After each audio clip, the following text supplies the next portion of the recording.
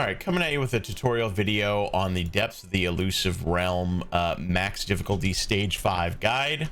We're going to be using the MC for this run. My MC is not maxed out by any means, only level 60 with a not even maxed out weapon, not even a particularly great weapon, attack percentage, echoes, nothing crazy, you know, just kind of filler stuff like a lot of people. I don't even think this one is leveled up. It's not currently because it's not that good.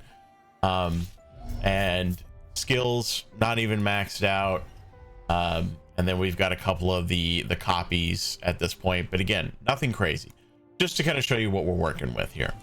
We're going to go into the event.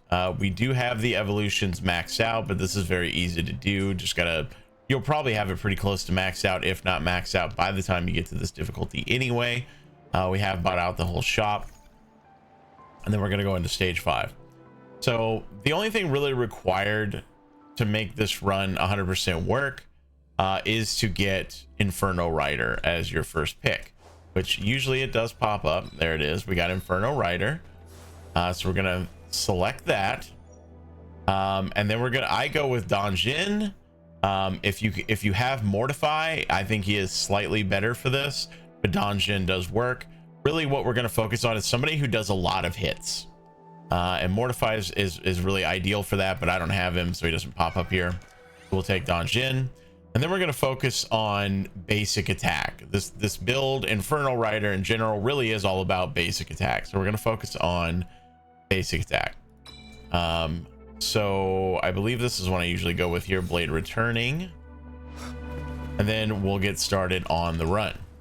Now, I'm not going to show the entirety of every bit of the run because that would run the video extra long, but we will run through a couple of stages, and then we'll cut forward probably to the boss. I think is going to be the plan, the final boss, I should say. So the first room obviously is going to be the slowest. You know, you don't have anything for your build online, and even though my character is not that strong at this point, I can clear through this no problem.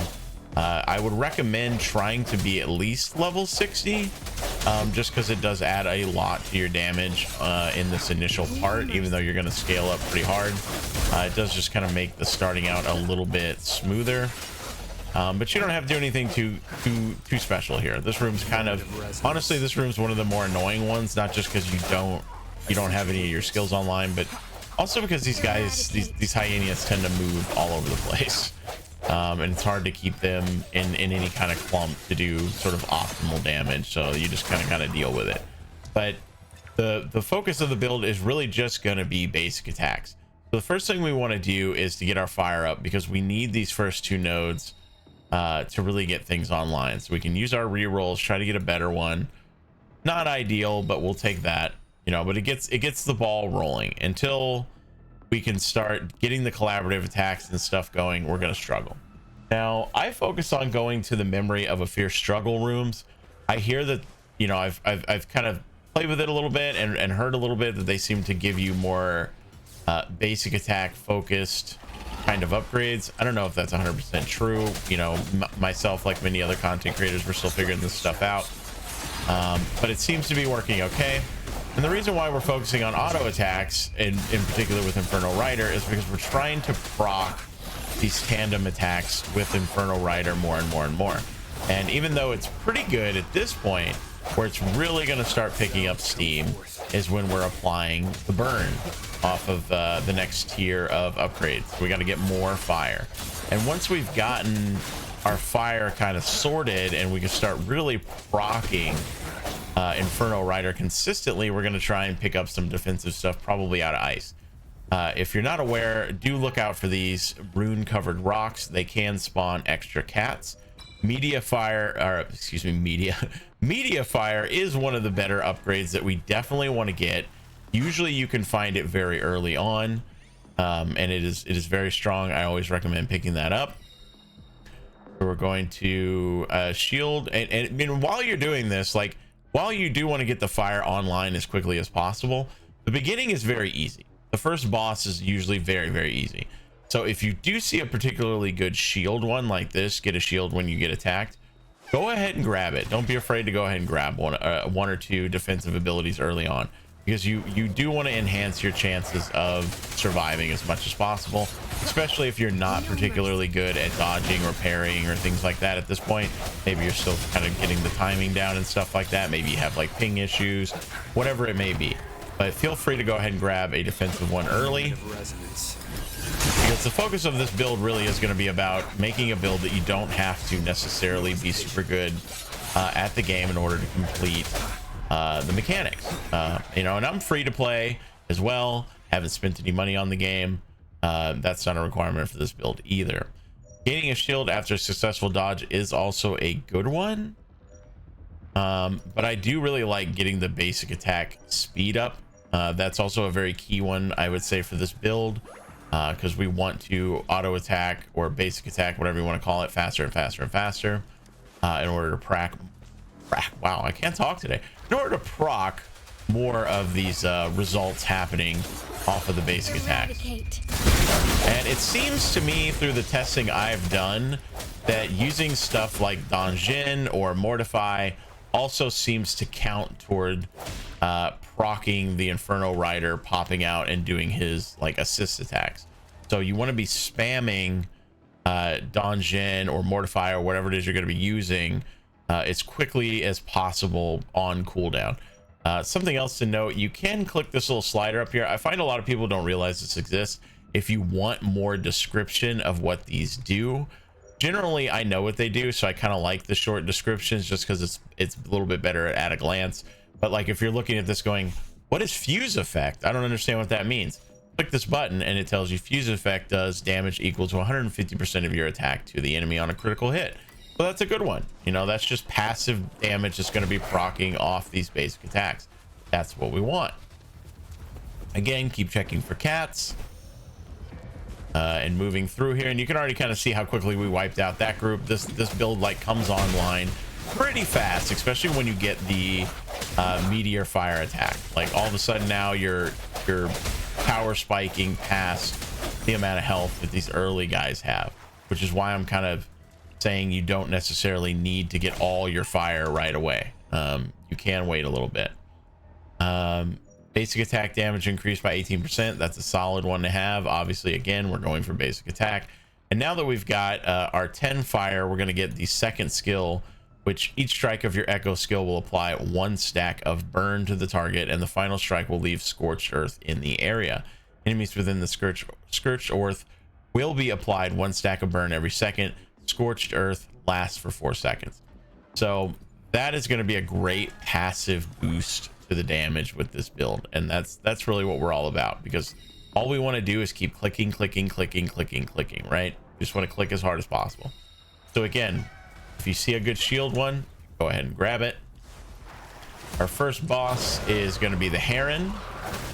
It seems to be different kind of every time. I'm not sure entirely what influences it. I thought it was depending on what character you pick, but I've seen different ones even with using the same character, so maybe it's just entirely random. Doesn't really matter. Heron's pretty easy. First boss is always pretty easy, so you just kind of keep auto attacking. And if you take a little bit of damage, especially early on, you can pop your ultimate. It will heal you for a decent amount, not a ton, gives you a little heal. It's pretty good for spot healing and stuff like that early on if you don't have any shield abilities. But other than that, just keep auto attacking. Just keep clicking. You don't even have to heavy attack at this point, because you just want to attack as fast as possible to proc Inferno Rider. And just like that, first boss is down, really with no difficulty at all. We didn't even take damage, and if we did take any damage, we healed it up pretty much immediately. I don't usually see extra cats in the boss rooms. I don't think they pop up, but I always kind of look around just to be sure. It's like the one time I don't look, I feel like it's gonna happen. So this is another good one. When you hit the target, you just gain more attack, more defense. Easy, you know, just keep clicking, right? So with these upgrades, as they pop up, again, we're going to be looking for more basic attack. Luckily, these are kind of labeled for you. I usually like the one that just passively boosts basic attack damage in general. Sometimes you don't get it, so we'll go with that one. Come through to our rest room. Of course, you grab your rest, you get your cat, And usually you'll get a second choice of a character here. You don't really need it because you're really only going to be using whatever your main like attacker hero is. So, you know, you can grab it if you want to. In this case, I might go for the ice one just because it'll give me some ice stacks, which we need for the build anyway. Successful dodge crit rate is a nice one if you can throw in a dodge every once in a while. Like I say, we're not really focusing on defense, but it's good. Basic attack speed, obviously good. Goes right into the build. Frost Bell is a good one because we are going to have some ice and we are going to be trying to stay at max health as much as possible.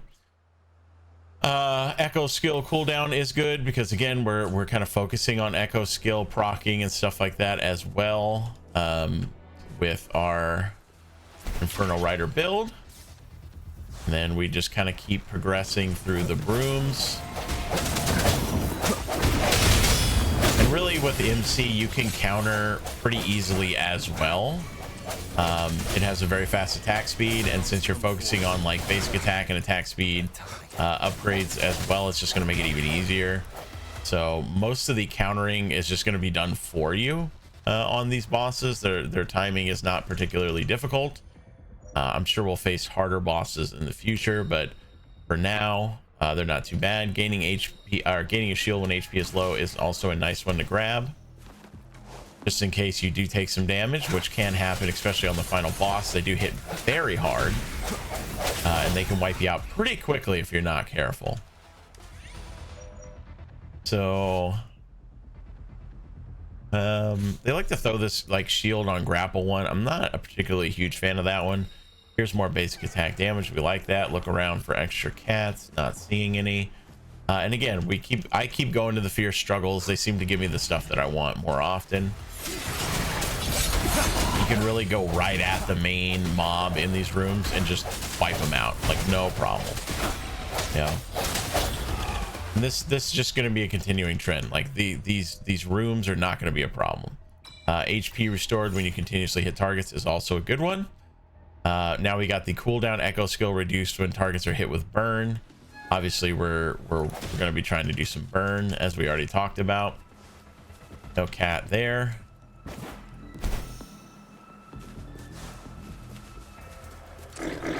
Then we'll move on to the next pack, and you just kind of keep doing this. You know, at this point a lot of the time you don't even need to use Donjin to wipe out a pack. They do get a little bit harder after the next boss, but not crazy. Crit damage increase, we like that. Crit damage is good. We are going to be trying to keep some form of shield up. HP restore when defeating an enemy is not bad if you're struggling a little bit or taking a little bit damage, but probably not necessary. Gain a shield when using your resonance is very good. That's an easy shield to grab. We don't have a fierce struggle on this one. You don't always have that option, but you will a majority of the time. This is just kind of my preference. You can pick the other rooms like the training room and stuff like that and get a lot of currency if you're willing to like sacrifice HP and do some of like the events and stuff like that. Personally, I like just going through the combat ones. There's the basic attack significant increase. That's one of the ones we like to have ideally for the build, since we are mainly doing basic attacks. Judgment. And it's much like Honkai Star Rail if you've played that and you've done Simulated Universe, which this mode is clearly heavily based on. I generally don't do the event rooms too much on regular runs. I just go for the combat rooms because it's reliable. I know exactly what I'm going to get. Sometimes you can get better stuff from the event rooms, but you just don't know what you're going to get. So I would rather go with what I know is going to be good. So we didn't get any ice or fire on this one, but echo skill damage increase is not bad. We'll take that. Any 3-star really isn't bad. Continuous attack stackable, that's very good. That's our whole concept. And I find a lot of people don't know about those ruined rocks and being able to get extra cats. Always look out for those, and they generally kind of pop in the same places every time.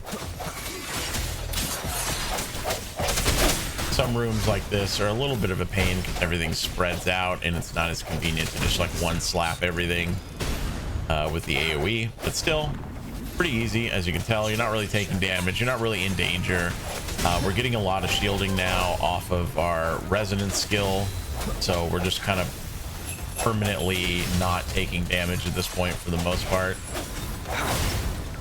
And once you have that, good idea to like pop the resonance skill on cooldown as much as you can. More shatter effect is pretty good, especially because you're getting shield off of your resonance skill already. So this is the next boss, which is going to be the monkey.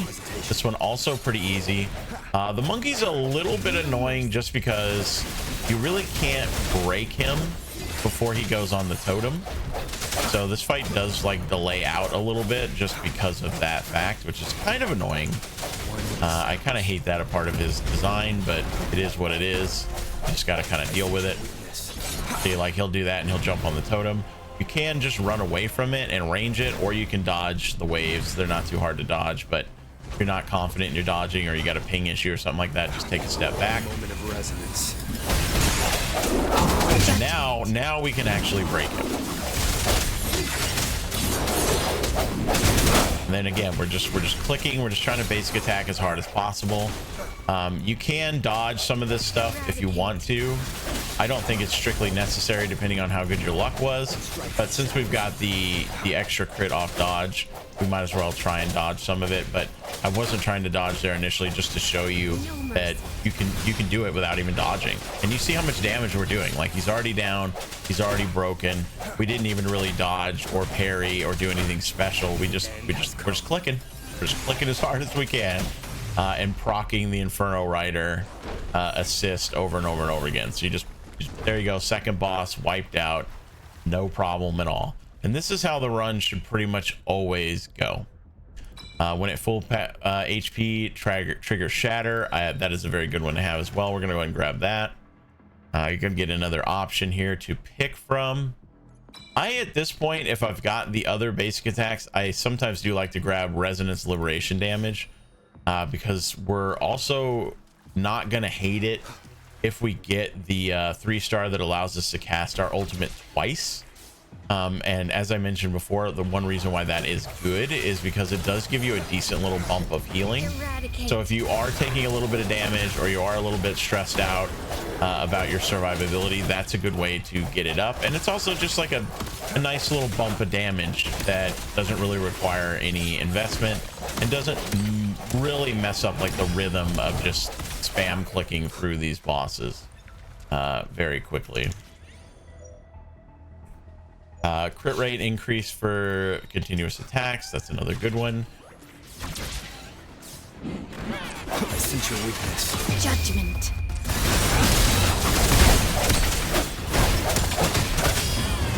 Man, you can just see here the stuff just evaporates. Like I'm not putting this is not a skill, right? This is not a skill thing. It's not like I'm super good. This is just a build that just works all on its own without very much input at all. Resonance skill damage increase is not bad. Damage taken reduced is a deceptive one, right? Because you look at it and you think that's not much, but then it does reduce it by 20%. So if you're not sure on something, toggle that thing over and look at the longer description. That is one I kind of wanted to point out. End has come. Now that our liberation does decent damage in a situation like this with a lot of stuff stacked on top of each other, go ahead and whip it out. What the hell? More damage. Eradicate. And you kind of saw there that like it was proccing the media fire even off Donjin's attacks. Even though I wasn't actually hitting those bombs, they were getting hit with meteor fire. So that's why I kind of think that all evidence suggests that these characters who do a lot of attacks are going to help this build a lot. And Donjin does pop in and just slap with a bunch of free hits. So again, wiping out rooms, no problem whatsoever. Resonance liberation damage up is not bad, but we don't have all our fire yet. So I'm still hoping to max it. We'll take that one, even though it's less than ideal to just pick up a 1-star at this point. But we're going to keep trying to get all our fire that we need. Although if you don't finish off the Inferno Rider build, it is not the end of the world for getting the run actually finished. But you know, every little bit of security helps, right? So I wouldn't say like completely pass up good options for the final tier, but you know, do try to get it.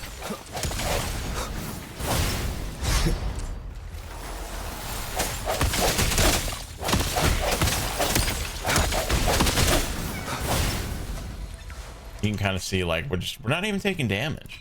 Crit damage increase +3. That's the kind of thing we're looking for right there. And getting crit damage, crit rate, and all that stuff, I mean, it's always good, right? In every gacha game, like that's always great to have. But it's really good for this build because you really are just going to be attacking so fast, right? Like you can see those damage numbers climbing. There was a 16,000 damage crit in there. That just erases stuff. So the more you can just passively boost this damage up, the better off you're going to be.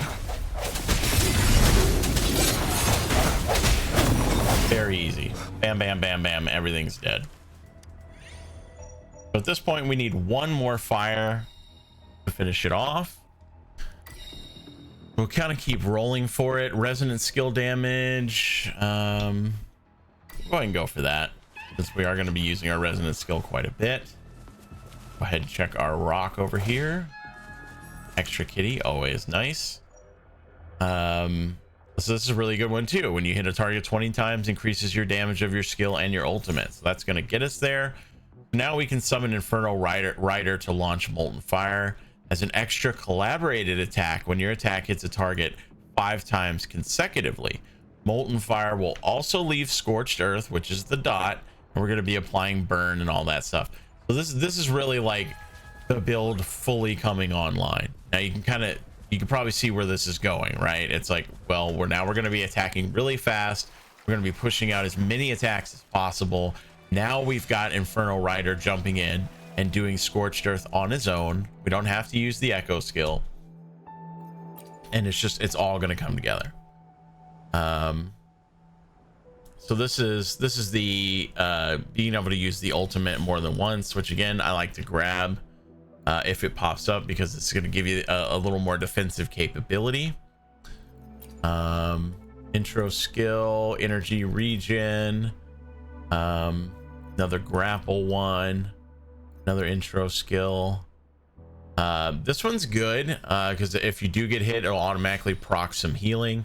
At this point, we have the damage, right? Like we have the damage sorted, so we want to be looking for things that are going to increase our survivability, or at least give us like crit or something like that.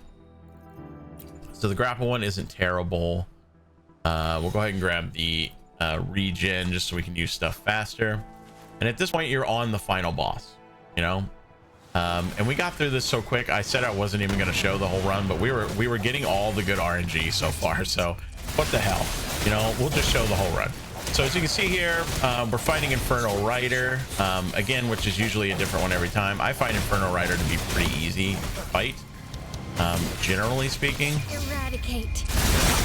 Hopefully my words don't come back to bite me and I end up like messing this up. The hour is upon us. So again, we took a little bit of damage there. Bam, bam. We can go ahead and use our ult. We get a little bit of healing out of it. Again, I think it's totally a good idea to do that. No mercy.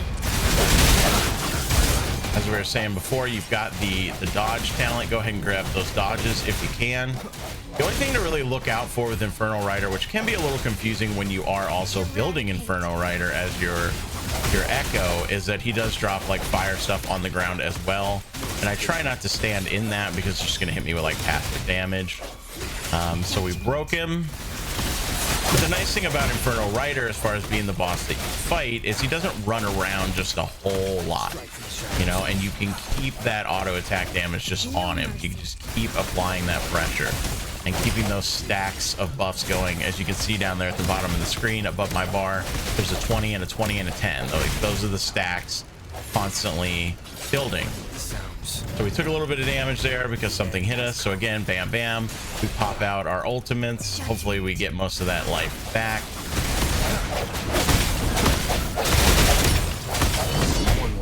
Now, if you can get a dodge in there and you can see what you're doing as far as like all the shit that's going on and all the damage you're throwing out, you can get a dodge in and try to get your dodge shield or your extra crit rate. This is one of the parts where he does run around a decent amount, so we kind of want to avoid that as much as we can and stay on top of him. Our stacks did fall off there a little bit, but we can just, you know, keep rolling with it. Pretty much a done deal at this point. He's going to jump off his bike again. And just kind of keep the pressure on. Now, they can't, like I said before, they can do a lot of damage on this final boss, so you got to be a little bit careful. But all the counters and stuff happen pretty much on their own because you're attacking so fast and you're throwing so much stuff at him that you don't even have to really focus on, you know, the mechanics of the game in a lot of ways. So Dongjin, just keep calling her in, keep calling her in. You can kind of see like the damage just stacks up, especially when they go down, and you can just focus on burning them down with the dot damage and all that kind of stuff. Sounds come forth. You can see some of the damage numbers get quite high. Got a dodge in there, free shield, extra crit. And he's down. And just like that, really, you know, you can beat the hardest difficulty of the event with a build that literally only requires you to click one button over and over again on your mouse.